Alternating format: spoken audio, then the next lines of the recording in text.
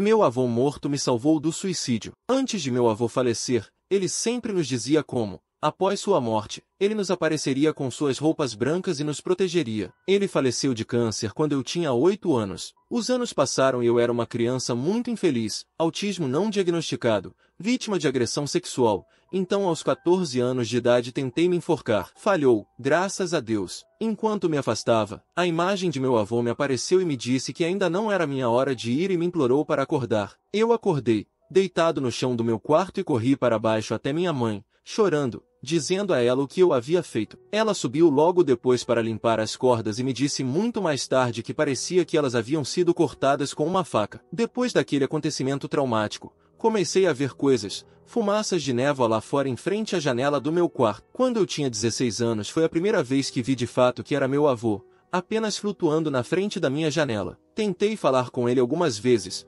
perguntei por que ele não podia entrar. Ele respondeu que não podia, porque minha mãe tinha pedido que ele não entrasse. Falamos de algumas coisas ocasionalmente, quando ele mencionou o dia em que tentei tirar minha própria vida. Ele me disse que tentou me salvar, cortando a corda e depois foi me ver algumas vezes. Uma vez, meu irmão mais novo aparentemente o viu entrar no meu quarto e ficou assustado. Depois do que minha mãe aparentemente subiu, perguntou ao meu avô que se ele estivesse lá para agradar não entrasse mais, pois ele estava assustando o filho dela. Decidi contar tudo isso à minha mãe e levei-a a jantar fora. Contei-lhe tudo. Ela ficou chocada e espantada e confirmou o que disse a seu pai para não entrar e foi por isso que ele ficou do lado de fora. Estou feliz por ela ter acreditado em mim. Desde então, tive experiências mais traumáticas com o paranormal e me desliguei de suas influências, mas ainda me lembro vividamente dos acontecimentos com o meu avô. Tenho uma história de terror de quando eu era mais jovem. Eu tinha 9 anos de idade quando isso aconteceu comigo e com meu irmão. Então, eu e minha família fomos de férias para nosso país de origem, Ilha do Cabo Verde, Santo Antão, e fomos visitar nosso antigo bairro de nosso avô. Ele cresceu em um bairro muito pobre, onde todos eram pobres e viviam apenas da companhia de cada um deles. Portanto, foi uma nova experiência para mim e para meu irmão, e nós adoramos muito. Fizemos alguns poucos amigos e estávamos juntos quando eles jogavam futebol, etc. Um dia, eu e meu irmão acordamos cedo e decidimos ir brincar lá fora pela manhã. Não sabíamos realmente o que fazer porque todos ainda estavam dormindo. Por isso, decidimos jogar pedras em uma árvore que estava longe. Algumas crianças estavam aparentemente acordadas e correram para nós e começaram a dizer: "Você não pode jogar pedras para aquela árvore ou um louco virá de cima da montanha para jogar pedras caçá-lo até que ele o mate." Eu e meu irmão rimos e dissemos a essas crianças que provavelmente é uma história de ficção. Estávamos falando como se essa história é só para te assustar e não fazer isso. No final, convencemos a jogar conosco. Em um momento estávamos batendo na árvore constantemente e então ouvimos como umas trombetas. Estávamos tão confusos tipo, o que foi isso? Uma das crianças começou a gritar por sua vida e disse: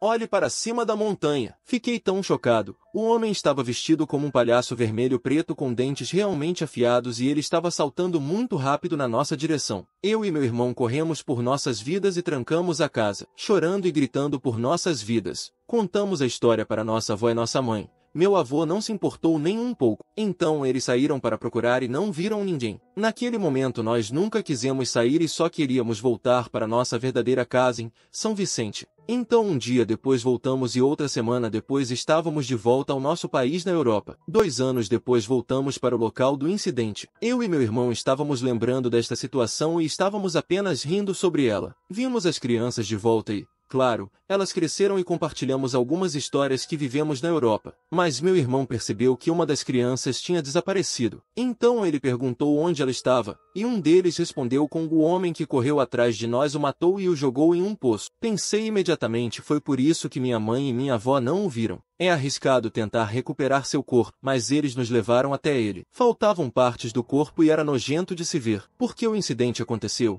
eles cortaram a árvore e queimaram ela até as cinzas. Tenho 20 anos agora, mas não sei por que esta história ainda está me caçando ou algo assim. Eu não consigo esquecer. Presentes estranhos apareciam em minha casa. Eu cresci em uma família muito científica. Nunca conheci a postura de meus pais sobre fantasmas, mas nunca se falava sobre eles, então realmente não importava. Um dia, quando eu estava no ensino médio, estávamos jantando e decidi perguntar ao meu pai sobre nossa antiga casa e me mudei para lá quando eu era apenas um bebê. Então ele me contou uma história. Aparentemente, Quando nos mudamos para esta casa, morávamos lá cerca de uma semana antes de começarmos a receber presentes uma vez por semana. Todas as sextas-feiras de manhã, meu pai me disse que haveria algum tipo de presente feito à mão, sentado no manto de nossa lareira. Meu pai ficou razoavelmente assustado com isso porque éramos os únicos com chaves da casa, e o último proprietário se mudou bem para fora do estado. Então, ele informou a polícia local, e eles decidiram patrulhar a propriedade toda sexta-feira à noite à procura de intruso. Eles não encontraram nada,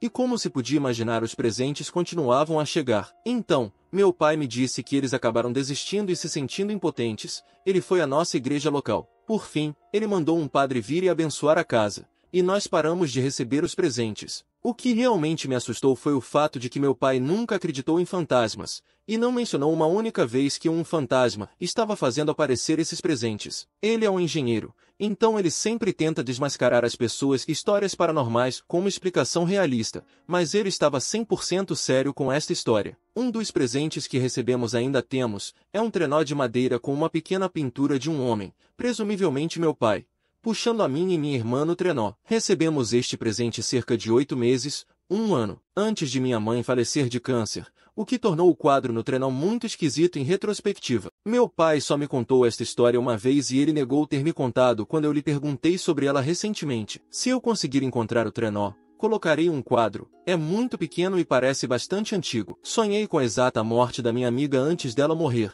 Eu não acredito em fantasmas ou conexões paranormais e merdas assim, mas este me deixa perplexo até hoje. Aconteceu há alguns anos e eu ainda não consigo esquecer. Advertência: a história é um pouco desanimadora. Além disso, lamento que seja longa, mas isto é o mais condensado que eu poderia conseguir. A maioria dos meus amigos teve problemas com o abuso de substâncias ao longo de suas vidas. Apenas a galera com quem eu andava, acho eu. Na época desta história, um de meus amigos mais próximos estava limpo do H há mais tempo, alguns meses, mas ainda assim um progresso fantástico para ele, e as coisas estavam com bom aspecto. Estávamos juntos um dia e ele me deu uma grande notícia.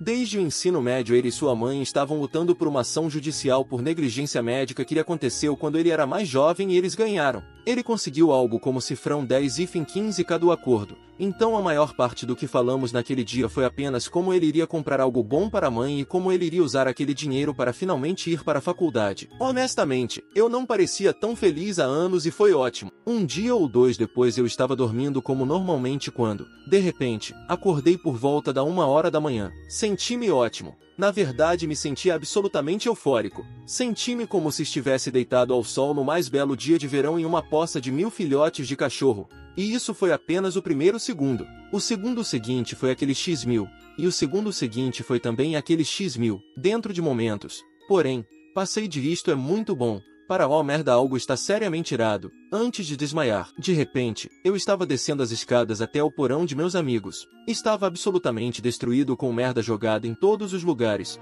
e garrafas e seringas vazias jogadas em volta. Ele estava sentado lá esperando por mim no sofá com lágrimas nos olhos. Ele só repetia que estava arrependido e que não queria ferir ninguém. Ele disse que o dinheiro não durou muito tempo e que ele voltou a ser o cara quebrado, que ele estava arrependido por trazer Tamin lá, e que ele só precisava dizer adeus a alguém, antes de finalmente dizer adeus a mim, e tudo se desvanecendo em outra onda de euforia. Sendo eu lógico para uma falha e bastante direto, acordei na manhã seguinte pensando: droga, que sonho estranho. Escrevi em um diário de sonhos que estava fazendo na época, e esqueci completamente disso. Acabei indo para o trabalho e para as aulas como de costume, então algumas horas depois a mãe da minha amiga me ligou. Ela me ligou para dar a notícia de que minha amiga havia falecido naquela noite. Overdose. Só alguns meses depois é que outro amigo meu, também ex-viciado, estava tentando me consolar dizendo como ele saiu sem dor, e como era provavelmente o melhor caminho a seguir quando as coisas começaram a ficar realmente estranhas. Ele começou a me explicar como é realmente uma overdose, a euforia avassaladora, e como é impossível explicar a alguém que nunca tinha experimentado. Foi então que o que ele estava descrevendo começou a soar realmente familiar e eu fui até meu telefone, abri meu diário de sonhos e comecei a ler a entrada de alguns meses atrás para ele em voz alta. Ele praticamente disse: sim, exatamente isso. Onde você conseguiu essa história? E contei a ele tudo isso. Nós dois estávamos sem palavras. E eu ainda estou. Como eu disse, eu não acredito nessas coisas e se alguém me contasse essa história eu diria que eles estavam loucos pra... Mas é uma lembrança que eu nunca esquecerei. Se você gostou desses relatos, considere assistir algum desses outros vídeos que estão aparecendo na sua tela.